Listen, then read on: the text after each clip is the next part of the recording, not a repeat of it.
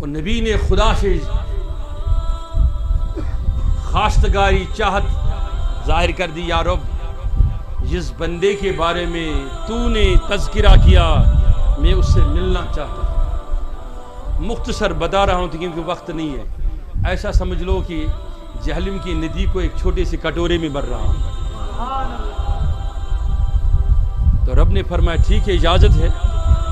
تو اس نے اپنے ایک خاص آدمی کو، یوشع کر کے ایک آدمی تھا، خادم تھا، ایک روایت میں ہے وہ بھی پیغمبر، ساتھ اٹھا لیا اور کہا کہ یہ ایک مچھلی لاؤ، اس کو آگ پہ بھونو، پھر تیل میں تل لینا، پھر ساتھ لے جاؤ۔ بولیے پھر کرنا کیا ہے؟ کہا کہ اس کو راستے میں کھائیں گے۔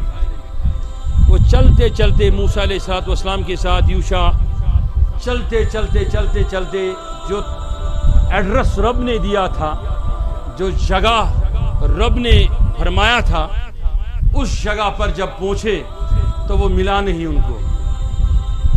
تھوڑا سا موسیٰ علیہ السلام کے دل میں شدت زیادہ تھی، حضور نے ان کے غصے کے بڑے تعریفیں کیے۔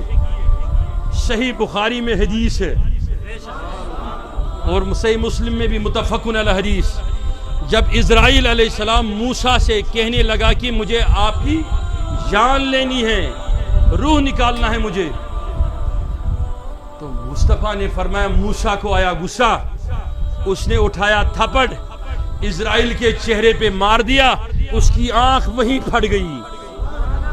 یہ صحیح بخاری ہے۔ آپ لوگ کہتے ہیں نا، کیا کہتے ہو کہ اسرائیل کے سامنے کسی کی نہیں چلتی ہے، کہتے ہو کہ نہیں؟ دیکھو جب موسیٰ کی چلی تو محمد کی کتنی چلتی ہوگی۔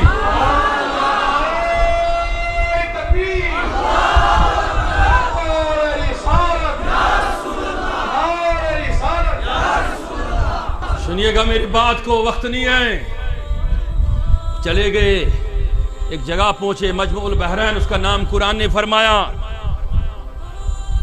بیٹھے موسیٰ علیہ السلام نے فرمایا تھوڑا سستا لوں، آرام کر لوں۔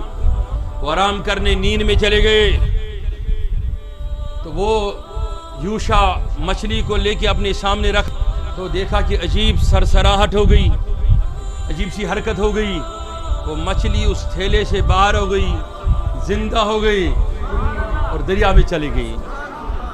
بولیے کس میں چلی گئی؟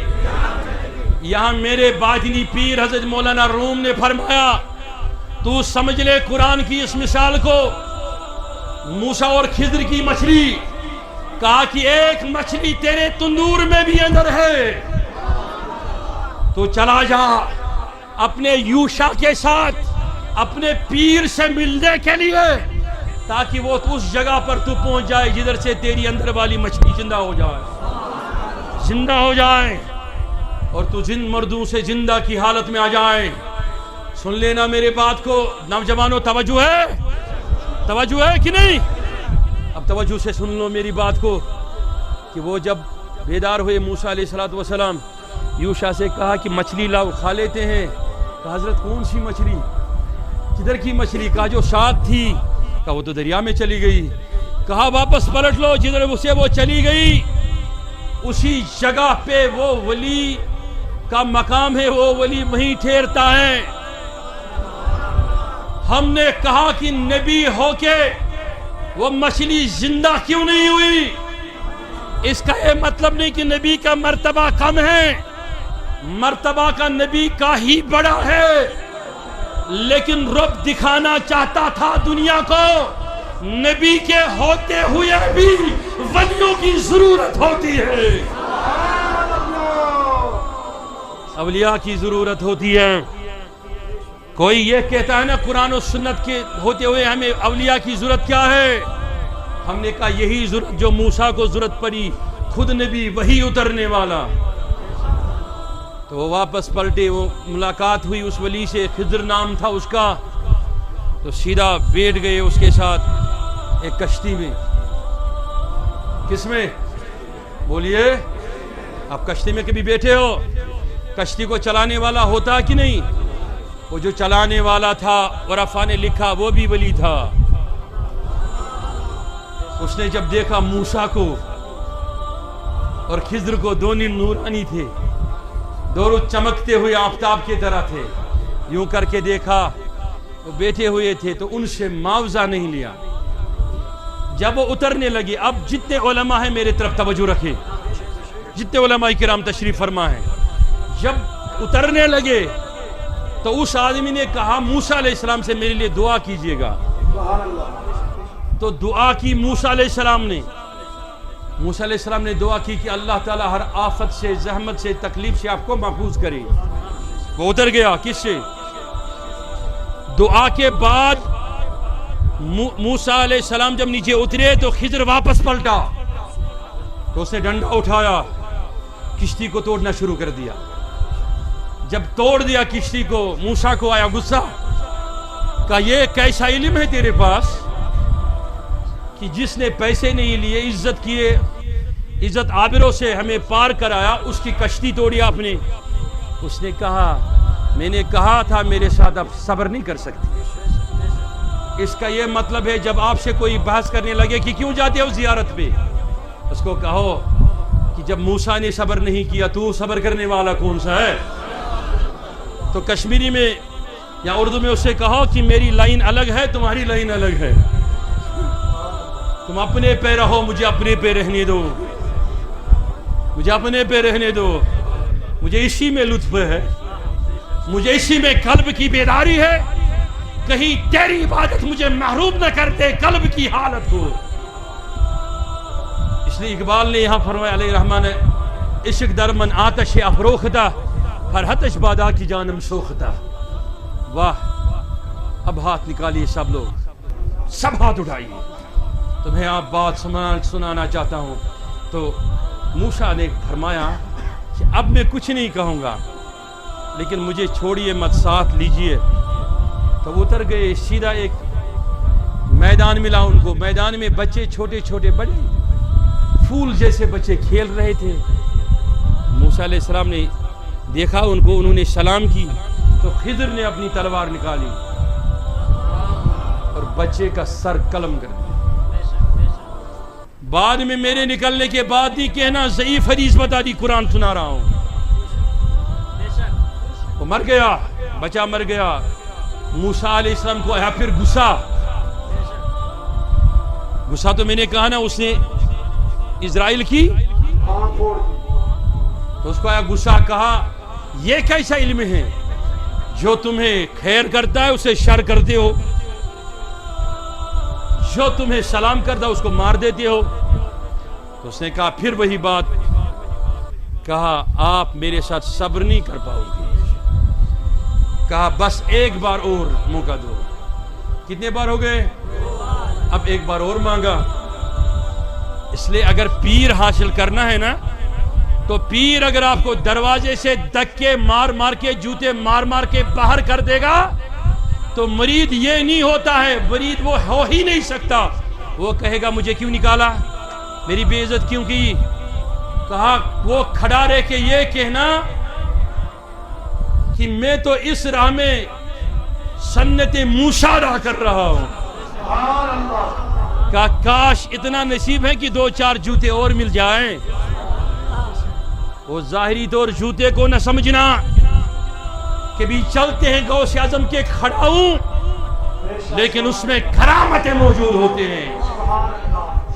کبھی اولیاء نیکوں کے کسی بھی شے کو ظاہر سے تعبیر نہ کرنا. اٹھاؤ ہاتھ نوجوانوں، ظاہر سے تعبیر نہ کرنا، ظاہر سے تعبیر نہ کرنا. اور اولیاء کی باتیں ہوتی ہے عجیب طرح کی جو ہر بات سمجھ میں نہیں آتی ہیں. تو اس نے کہا چلو تیسری بار وہ ایک محلے میں پہنچے، محلے والوں سے کہا کچھ کھلائیے کچھ پلائیے، رات کو جگہ دیجئے. انہوں نے کہا ہم نہیں دے سکتے. نکل گئے نکال دیے گئے. تو جب شام میں پہنچے تو خضر اٹھا، اس نے اس علاقے کے گرے ہوئے دیوار کو درست کرنا شروع کر دیا. اس پہ موسیٰ علیہ السلام سے رہا نہ گیا. کہا کشتی والے نے تمہیں عزت کی، اس کے کشتی کو توڑا، بچے نے سلام کی، بچے کو مار ڈالا۔ جن لوگوں نے کھانے کو نہ دیا آپ ان کی دیوار کو بنا رہے ہیں؟ کہا اب تو میں خود ہی چھوڑ کے جا رہا ہوں۔ کہا جانے والے سن کے تو جاؤ، میں خود کچھ نہیں کر رہا تھا۔ سبحان اللہ۔ وہ چلنے لگا تو کہا سن کے جاؤ، وہ جو آپ نے دعا کی تھی اس کشتی والی کے لیے، تو میں نے دیکھا یوں کر کے اس کے تقدیر میں دیکھا، لکھا تھا کہ اس کشتی والے کو ایک ظالم بادشاہ پکڑ کے لے جائے گا۔ ہے شاباش۔ تو پھر وہ اس کے اہل و عیال فقر و فاقہ میں مبتلا ہو کر مر جائے گا۔ تو میں نے کشتی کو توڑ دیا، نقص کر دیا، تاکہ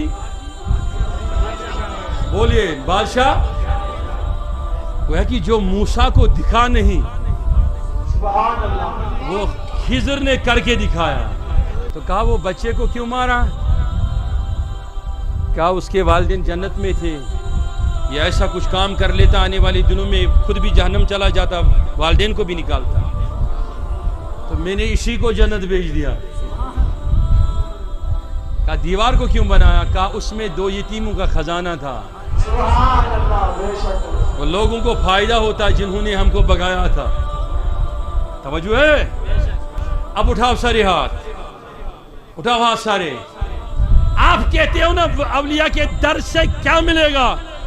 ہم نے کہا اولیاء کے در سے وہ ملے گا اگر خدا نے تقدیر ٹیڑھا رکھا ہوگا تو ولی اس کو سیدھا کر سکتا ہے۔ اسی لیے علامہ صاحب نے فرمایا، واہ، سب ہاتھ نکالیے، کہتے فرماتے ہیں غلامی میں نہ کام آتی ہے تدبیریں نہ شمشیریں، غلامی میں نہ کام آتی ہے تدبیریں نہ شمشیریں، جو ہو کے یقین پیدا تو کٹ جاتی ہے زنجیریں۔ سنیے یہ شعر لگا کے نعرہ دو۔ نگاہ مرد مومن سے بدل جاتی ہے تقدیریں،